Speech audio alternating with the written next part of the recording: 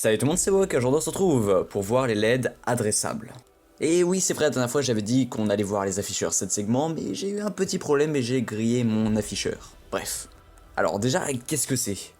Eh bien, on a vu dans l'épisode 3 comment utiliser une LED, mais cette technique a ses limites.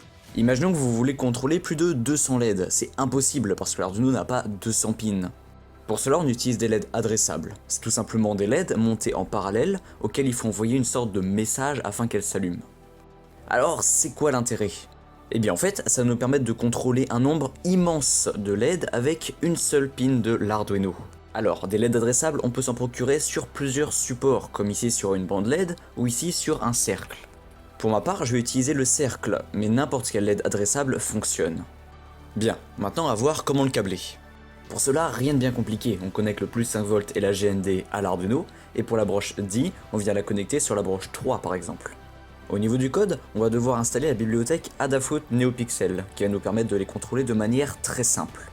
On ajoute la bibliothèque à notre IDE et on va venir initialiser nos LED. Pour cela, on va marquer Adafruit NeoPixel, puis on va mettre le nom de nos LED. Pour ma part, je vais mettre Ring LED par exemple. Ensuite, on ouvre les parenthèses et on va mettre le nombre de LED. Pour ma part, 12. On vient ensuite renseigner le pin sur lequel est branché nos LED, donc 3, et on va marquer Neo RGB plus Neo kHz 800. Ensuite, dans notre void setup, on va dire que la broche 3 est une sortie. Et dans notre void loop, c'est là qu'on va pouvoir s'amuser un peu. Déjà, on va pouvoir commencer par régler la luminosité avec la commande Set Brightness. Ensuite, imaginons qu'on veut mettre le pixel numéro 1 en bleu. On va utiliser la commande Set Pixel Color.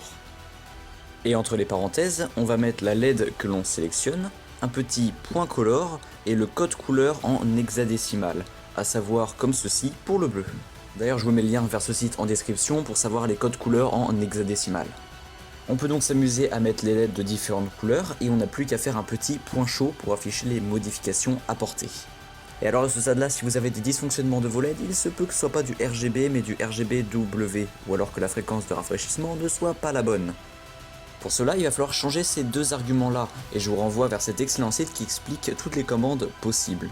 Bref, si pour vous ça marche, c'est nickel, il ne reste plus qu'une commande à voir, la commande File. En effet, si vous voulez allumer toutes les LED d'une seule couleur, vous n'allez pas faire des points 7 pixels color à toutes vos LED.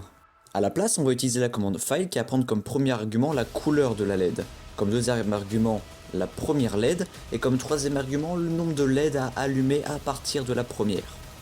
Donc, si vous prenez votre première LED comme étant la numéro 3 par exemple, et que vous mettez 5, la commande va colorier les LED 4, 5, 6, 7 et 8. Ah oui, parce que ça prend pas la première LED, sinon ça serait trop facile. Bon et ben voilà, c'est déjà la fin de cette vidéo, j'espère vraiment qu'elle vous aura plu. N'hésitez pas à aller voir des codes sur internet parce qu'on peut vraiment faire des choses sympas avec ces LED, genre ça. Et on se dit à la semaine prochaine pour voir les servomoteurs.